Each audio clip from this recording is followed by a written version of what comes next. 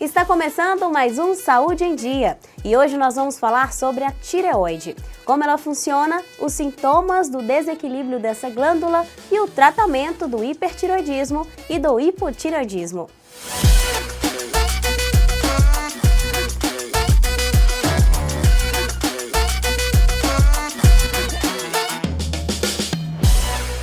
A tireoide é a glândula responsável por regular a função de vários órgãos, como o coração, o cérebro, o fígado e os rins. Ela produz os hormônios T3 e T4, que garantem o equilíbrio do organismo. A glândula fica localizada na parte baixa do pescoço e tem um formato similar ao de uma borboleta. Em relação aos outros órgãos do corpo humano, a tireoide é relativamente pequena, mas é uma das maiores glândulas, podendo chegar a 25 gramas em um adulto. Quando a tireoide não funciona corretamente, ela pode liberar hormônios em quantidade insuficiente, que é chamado de hipotireoidismo, ou em excesso, caracterizando o hipertireoidismo. Esse desequilíbrio pode acontecer em qualquer etapa da vida e geralmente se manifesta por razões genéticas. Agora você vai conhecer a história da Vera. Ela convive com o hipotireoidismo há 8 anos e tudo começou com sintomas leves até que ela descobriu a presença de nódulos. Hoje ela segue o tratamento e veio compartilhar a trajetória dela pra gente. Os primeiros sintomas começaram com unha fraca e queda de cabelo. Até então eu não tinha ideia do que poderia ser. Fui no médico, fui no outro, fiz um exame, fiz outro, mas eu não tinha ideia do que poderia ser. Sabia que tinha algo errado porque os sintomas foram se agravando, esses 2 primeiros sintomas. Fui ao médico, fiz alguns exames de sangue, não detectaram nada que pudesse, né? Eu fiquei um tempo ali com aqueles sintomas, aí viajei para o litoral de São Paulo, né, no Guarujá. Cheguei lá, fiquei um tempo, só que esses sintomas foram se agravando a cada dia. Chegou o ponto assim de eu tipo, não poder nem sair sozinha, né, na rua, que eu sentia muita tontura. Aí esses sintomas já começaram a se agravar, como tontura, ânsia de vômito, muita fraqueza muscular que eu tinha. E a academia lá eu não conseguia treinar pela fraqueza muscular, fraqueza nos ossos também, né? Não sei, era uma fraqueza insuportável. Numa consulta de rotina eu procurei a ginecologista e lá na ginecologia eu relatei esses sintomas, né? Daí ela me pediu o exame para ver como que estava o meu hormônio. Foi nesse exame que eu descobri. Ela me falou que tinha quando eu entreguei o resultado dos exames para ela me falou que tinha uma alteração muito significativa, né, no exame próprio, que se eu não me engano é um TSH, alguma coisa, o exame inicial que eles pedem, né. Daí ela já me encaminhou para o endócrino. Quando eu procurei o endócrino, ela já fez o exame local, nessa região aqui, já descobriu que haviam nódulos. Me pediu ultrassom, fiz o ultrassom, pediu assim, pressa, né, urgência na entrega do resultado. Já voltei, no dia seguinte eu já voltei com o resultado para ela. E no resultado ela já viu que realmente tinham 2 nódulos na minha tireoide. Eu fiquei desesperada, porque para mim aquele era um assunto assim, eu nunca tinha ouvido falar, na verdade, que eu acho que é uma doença que é bem pouco falada, né, ainda, né? E eu fiquei preocupada por questão dos nódulos, que eu sabia que a partir daí eu já ia ter que passar por um processo eu fiquei com medo, né, de cirurgia e tal, que ela mesma falou comigo, que talvez fosse necessário a cirurgia para retirada desses nódulos. Fiquei, né, em oração, depois ela falou assim, me passou o medicamento. Na época eu lembro que com 25 miligramas, não sei se é esse o nome que dá, se é miligramas, realmente miligramas, comecei com 25, mas com esses 25 os nódulos já desapareceram, né? Com um mês de tratamento já consegui, graças a Deus, os nódulos sumiram. Aí continuei com os 25, daí 6 meses que eu voltei na endócrino de novo, eu já tive que aumentar. Daí foi só aumentando, né? De 25 foi para 50 e hoje eu estou com 75. Mas já estou vendo necessidade de mudar de novo. Porque eu acredito que agora, quando eu voltar na médica, eu já vou, né?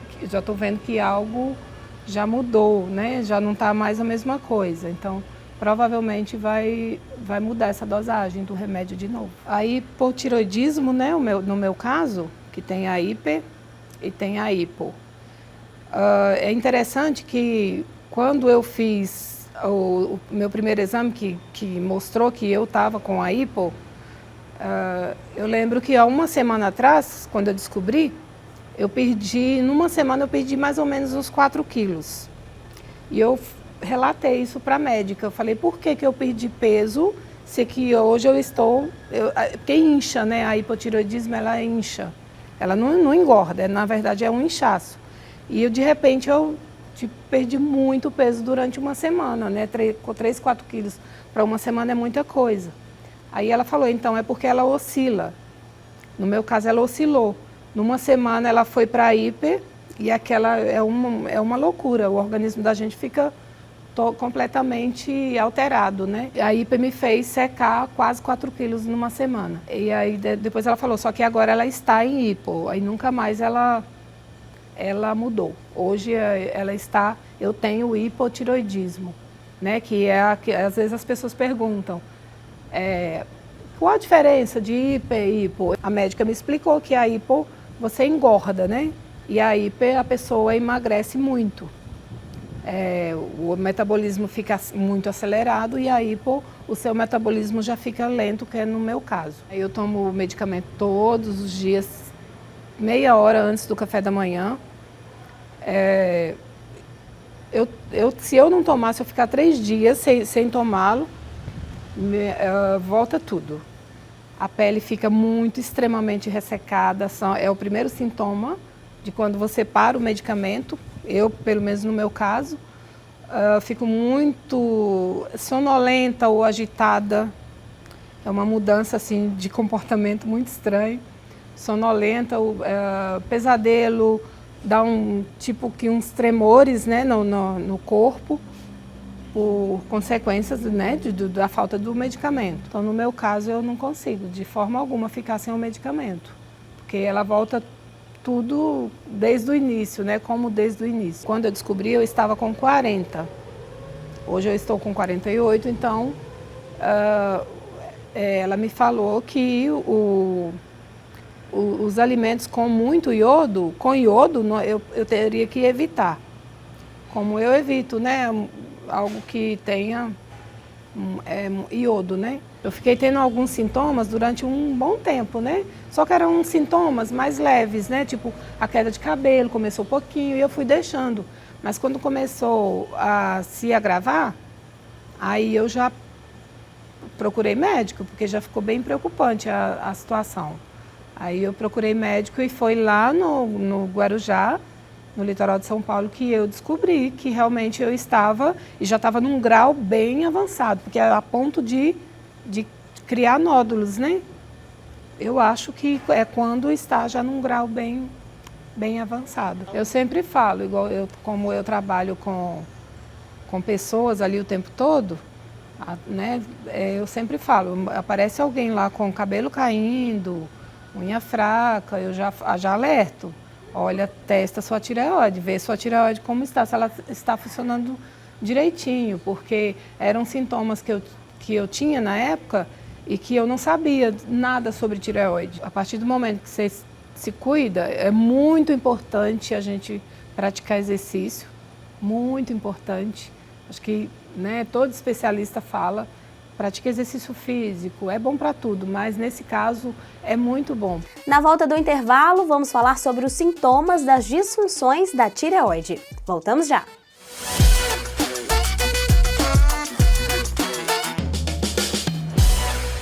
Cansaço excessivo, mudança de humor, alterações no funcionamento do intestino. Esses podem ser sintomas de algumas disfunções na tireoide. O diagnóstico é feito por meio de exames e deve ser feito pelo endocrinologista. E é sobre isso que vamos falar agora. Hoje nós convidamos também para participar do Saúde em Dia a doutora Cláudia, que é médica endocrinologista e que vai explicar sobre os sintomas e o diagnóstico dos distúrbios da tireoide. A tireoide ela produz, dois hormônios no organismo, que é o T3 e o T4. O T3 ele é produzido em maior quantidade, e o T4 ele se transforma em T3 e o T3 é que vai agir, que vai exercer a ação dele. E a ação dos hormônios, eles agem e eles são responsáveis por várias funções no organismo, mas a produção de calor está relacionada ao hormônio tiroidiano, metabolismo também está relacionado ao hormônio tiroidiano, energia, quando a gente... você tem falta do hormônio, você fica desanimado, indisposto, e quando você tem muito hormônio, você já fica também mais nervoso, entendeu? Então, assim, ela atua em várias funções no nosso organismo. Tem algumas pessoas que nascem, com alteração, essa predisposição que a gente chama, e isso ele é herdado. Então, normalmente, você tem mais pessoas na família que também têm problemas de tireoide. E está relacionado com a autoimunidade. Você tem uma alteração no seu sistema imune, que você produz um anticorpo, e esse anticorpo ele reconhece determinadas partes da tireoide como partes diferentes e começa a atacar a tireoide. Então, eles atacam a tireoide na máquina de produção hormonal. Você para de produzir hormônio e tem também um anticorpo que ele vai se ligar a um receptor na tireoide e vai estimular a produção excessiva de hormônio. Então a gente tem um anticorpo que pode atacar a tireoide, ela para de produzir hormônio, você desenvolve o hipotiroidismo, que a gente chama isso de tiroidite de Hashimoto. Hashimoto em homenagem, ao cientista que descobriu isso aí, E é uma inflamação que a gente fala que é uma inflamação crônica, porque o organismo está sempre atacando a tireoide. Então, você para a produção de hormônio e normalmente você não volta mais a produzir. E a gente também tem um anticorpo que se liga no receptor da tireoide e aí ele estimula a tireoide a produzir hormônio, aí já é o contrário, aí ela passa a produzir excesso de hormônio, e aí você desenvolve o hipertireoidismo. Então você tem os dois lados, mas é a mesma, como se diz, a causa praticamente é a mesma, quer dizer, a sua é autoimune, o seu próprio organismo produzindo uma doença. Aí tem os dois espectros da doença, a falta e o excesso. Mas a causa ela é a mesma, é a produção de anticorpos que vão reconhecer a glândula como algo estranho, como se fosse um vírus, uma bactéria, e vão atacar. E é mais comum nas mulheres, a maioria das doenças autoimunes são comuns nas mulheres, e é muito comum na fase de menopausa, pré-menopausa, menopausa, mas pode acontecer desde criança, desde o nascimento até os mais idosos. Mas é mais comum na meia-idade, vamos colocar assim. A gente não sabe qual que é o gatilho, Mas a gente sabe que está muito relacionada com algum estresse emocional. Uma separação, a perda de um ente querido. Então você já tem a predisposição, você já nasceu com essa predisposição, que você herdou isso de família. E aí acontece algum estresse emocional e você acaba desenvolvendo a doença. O TSH é um hormônio tireoestimulante. O TSH, na verdade, ele é produzido na hipófise. A hipófise é uma glândula que fica no cérebro. Ela fica bem aqui nesse local aqui, um pouquinho para dentro. Então, ela é produzida no cérebro e ela produz 6 hormônios, que são os hormônios chefes que a gente fala, A gente fala que a hipófise é a glândula mestre. Ela produz os hormônios chefes. Por quê? Ela produz o TSH e o TSH vai estimular a tireoide a produzir o T3 e T4. Então, por isso que a gente fala que ele é o chefe. A gente também tem indicações, por exemplo, na grávida, tem que estar sempre incluindo, é um exame de rotina, faz parte do pré-natal, vamos colocar assim. As pessoas que têm outras doenças autoimunes, por exemplo, quem tem lúpus, que é uma doença autoimune, quem tem vitiligo, que é uma doença autoimune. Então, se você tem doenças autoimunes também, tem que incluir no seu exame de rotina. Pessoas que têm na família, se você tem na sua família, tem que incluir no seu exame de rotina, né? Mulheres também nessa fase, né, de peri e menopausa também deve ser incluído no exame de rotina, que é muito comum alteração nessa faixa etária. E no caso de quando o neném nasce, né, que já o teste do pezinho já está incluído o TSH, que é um exame de rotina e que deve ser feito para poder avaliar hipotiroidismo congênito, né? A criança ela já nasce com esse hipotiroidismo, porque isso, se não tratado, é grave, né?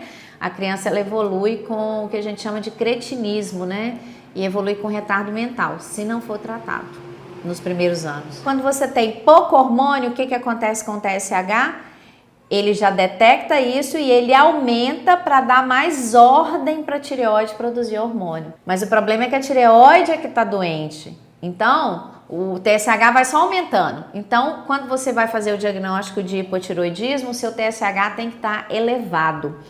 E aqui eu abro um parêntese, que é muito comum. O TSH ele é um hormônio flutuante. A dosagem dele varia muito.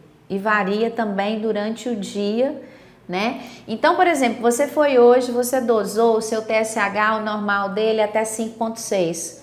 Então, seu TSH veio 6.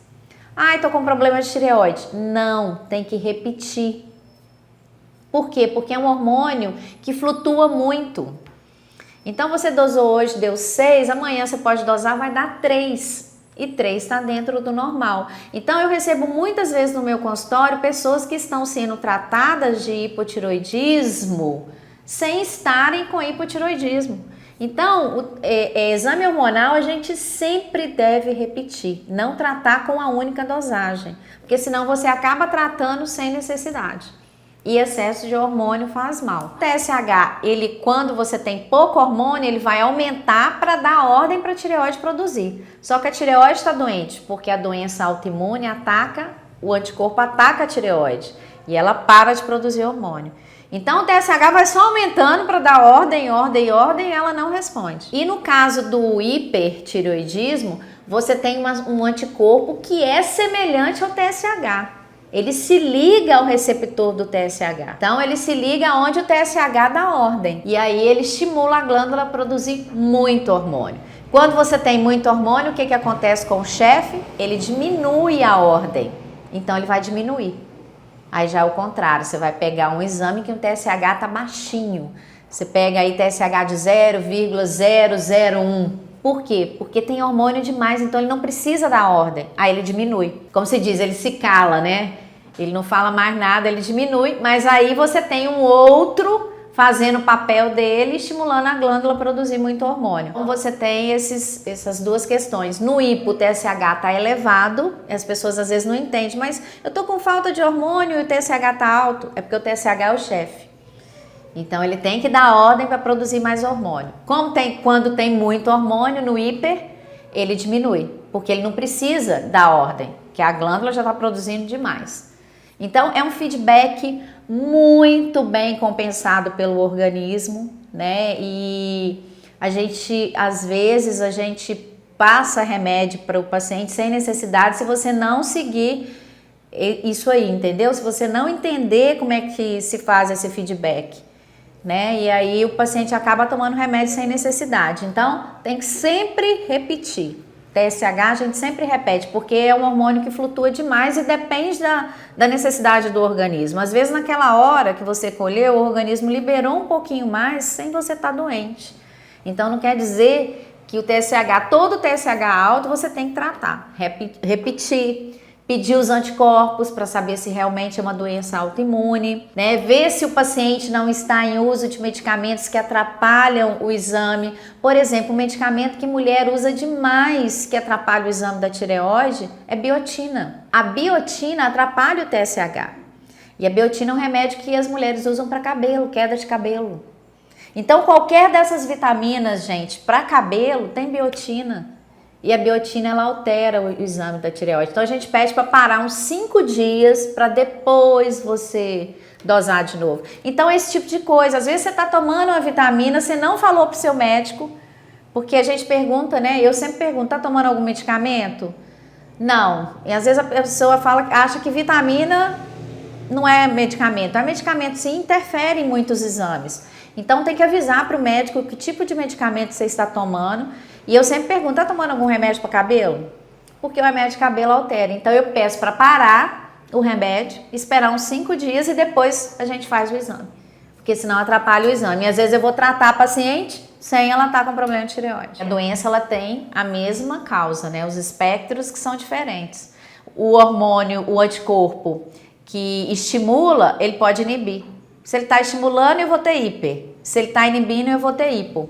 Eu tenho pacientes que vão de um extremo ao outro da doença. Caso do hipertireoidismo, né? Como a tireoide está relacionada a essa produção de calor, de energia, e ela vai te acelerar toda, que você vai estar com excesso de hormônio. Então, o seu coração funciona mais rápido, você pode ter palpitação, taquicardia, você fica mais nervoso, mais agitado, não consegue dormir à noite, começa a ter insônia, acelera o seu metabolismo, você emagrece, começa a sentir muito calor, né? Porque a produção de calor começa a ser exagerada, sudorese, tremor nas mãos, e você fica mais agitado. Sabe? Bem mais agitado. Quando você tem alteração da musculatura retroorbital, você pode desenvolver, né, o olhar, né, que o seu olho salta para fora, né, que a gente chama de oftalmopatia de Graves, porque o mesmo anticorpo que ataca a glândula, ele ataca a musculatura também atrás do olho. E aí inflama essa musculatura, a musculatura ela aumenta de tamanho, e aí como aqui do lado é osso, não tem como expandir o olho, então sai para fora. Vai no hipo já é tudo ao contrário do que eu falei, né? Você fica mais desanimado, mais lento, mais indisposto, sonolência durante o dia, a unha fica muito fraca, o cabelo cai, você fica com a memória ruim, aí tudo seu passa a funcionar devagar. O intestino prende, no hiper o intestino solta. Então aí já é o contrário. Isso é uma alteração mesmo do sistema imunológico, mas está relacionada a um ataque da própria glândula. Essa pessoa ela não tem predisposição a ter mais doenças por viróticas ou bacterianas por causa disso, não. Ela tem predisposição a ter outras doenças autoimunes. No próximo bloco, você vai ver sobre o tratamento do desequilíbrio da tireoide com a médica endocrinologista.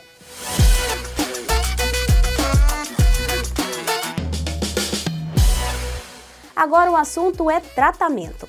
Tanto no hipertireoidismo quanto no hipotireoidismo, ele deve ser acompanhado pelo endocrinologista e o paciente consegue ter uma vida normal. A doutora Cláudia explica melhor sobre isso e ela ainda fala sobre os equívocos relacionados à suplementação do iodo. Hoje em dia a gente tem uma confusão com relação ao iodo e a gente tem um posicionamento muito claro da Sociedade Brasileira de Endocrinologia a respeito disso. Então, quem tiver interesse tem no site da Sociedade Brasileira. Um posicionamento a respeito do uso de iodo que não deve ser feito. O iodo, a gente tem determinadas áreas endêmicas no Brasil que realmente você tem falta de iodo. Não é a nossa região. Nós temos, pelo contrário, a gente tem iodo no nosso sal e a gente já consome muito sal. O brasileiro, ele consome, a média de consumo de sal é maior do que muitos lugares no mundo todo. Então a gente já consome uma quantidade boa de iodo, então não tem necessidade de repor iodo. Iodo em excesso, o que vai acontecer? A tireoide ela começa a captar iodo e quando você tem muita oferta de iodo, a natureza ela é bem sábia. Para o iodo entrar dentro da glândula, eu preciso de uma bomba. E aí o iodo não consegue entrar se não for por meio dessa bomba. Né? Igual a bomba que capta a água, você liga a bomba, ela pega a água e leva para outro lugar. A tireoide é a mesma coisa. Então, se você está com excesso de iodo, você já usa o sal e você começa a tomar iodo, porque agora virou moda as gotinhas de iodo. Então, você começa a pingar essas gotinhas de iodo. Uma gota dessa de iodo tem 1000 vezes mais a quantidade de iodo que eu preciso diária. Então, é um tal de 2 gotas de iodo, ou seja, eu estou tomando 2000 vezes mais a quantidade diária de iodo que eu preciso. Aí isso vai para o sangue, chega até a sua tireoide e tem essa bomba. E a tireoide começa a ver que está entrando iodo demais. O que ela faz? Desliga a bomba. Esse iodo vai entrar? Não. Só que aí, o que vai acontecer? Não entra nenhum. E sem iodo nenhum, eu vou ter matéria-prima para produzir meu hormônio? Não. E aí eu faço um hipotireoidismo por causa do iodo.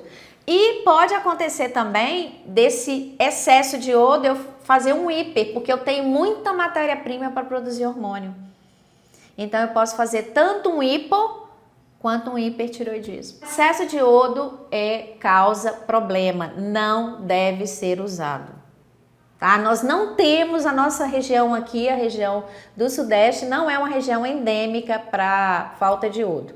Isso antigamente tinha, né? Tinha até aqueles bócios enormes, né? Aquelas pessoas com aquele papão grande, né? E por quê? Porque o nosso sal antigamente não era iodado.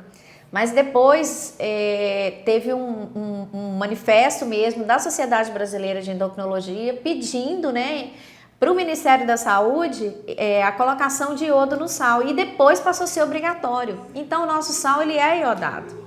Então não tem necessidade, a gente já tem a quantidade de iodo necessária no nosso sal. Ainda mais que a gente come um pouco mais de sal do que o normal.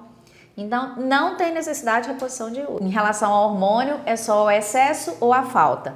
Mas a gente tem a doença nodular, né? Que também você começa a produção de nódulos, né? E o nódulo, ele pode ser um nódulo benigno ou um nódulo maligno. Então, a gente sempre pede, né, os pacientes para poderem palpar, que aqui a gente tem, ó, essa cartilagem que no homem é mais proeminente, né? Que a gente chama de pomo de Adão. E a tireoide fica logo abaixo, ó. Então é fácil das pessoas palparem, né? Com os dedos indicadores, você palpa, se você engolir a tireoide sobe e desce. Ela é do tamanho de um carocinho de feijão, de um lado e de outro. Então você engole, você vai ver, ó, a mobilidade dela.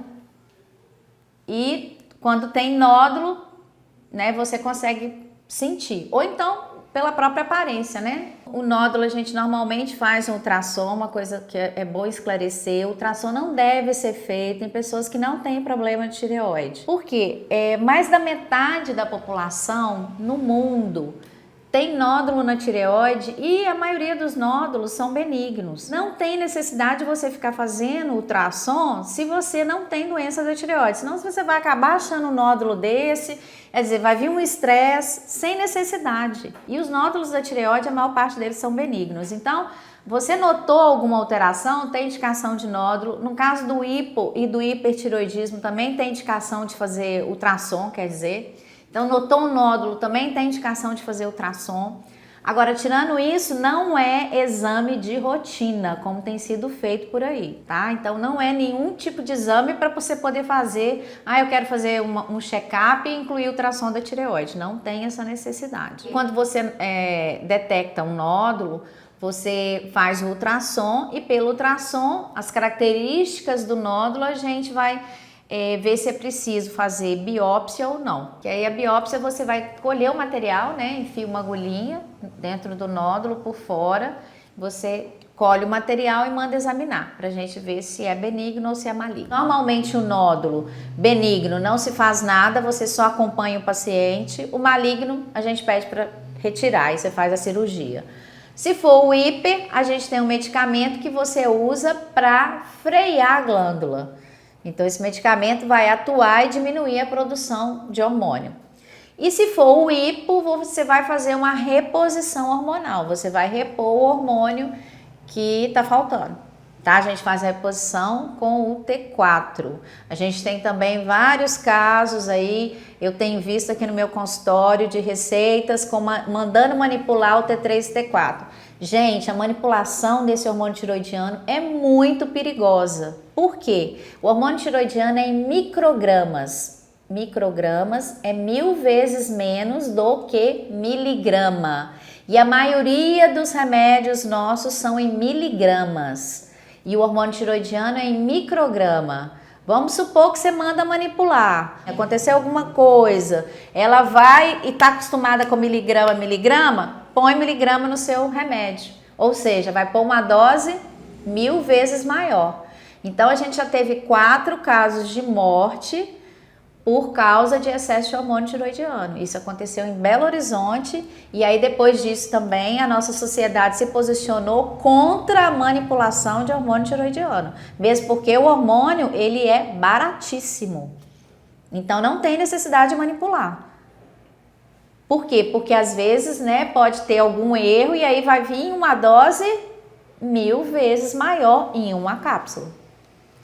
Então, não se manipula. Não tem nenhuma limitação, segue a vida normal. As pessoas me perguntam com relação, eu vou poder engravidar? Podem engravidar normalmente.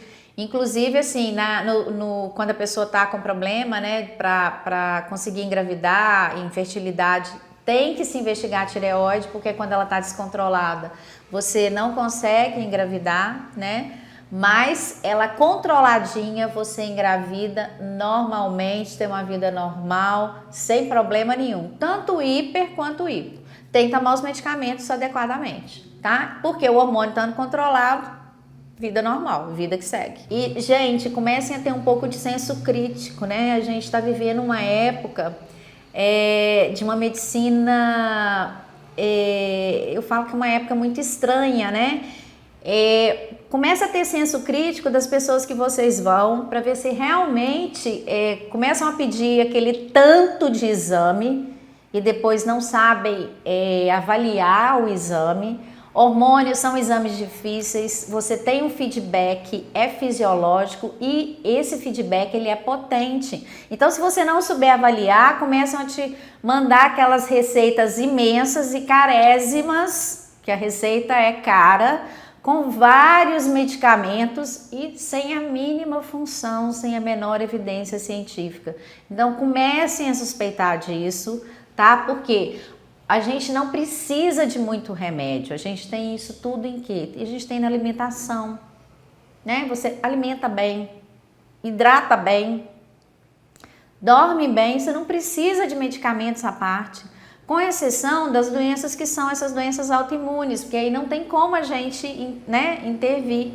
Mas o que eu acho é isso. Então comece a ter senso crítico com relação a isso. Será que eu preciso de fazer esse tanto de exame que estão me pedindo? Será que eu preciso tomar essa receita imensa? Tem casos aí que os pacientes já saem do consultório com a farmácia ligando, né? Então, assim, comecem a ter senso crítico disso, porque eu tenho visto muito problema de tireoide causado por remédios mal dados, tá? Então, a pessoa não tinha nada na tireoide e ficou com uma lesão na glândula por causa disso. Então, vamos começar a tomar cuidado e tenham senso crítico com relação a isso, tá? Porque o tratamento ele é tranquilo quando bem feito. Acesse o nosso conteúdo também no Instagram, @SaúdeEmDia, UNECTV. Saúde e até o próximo programa.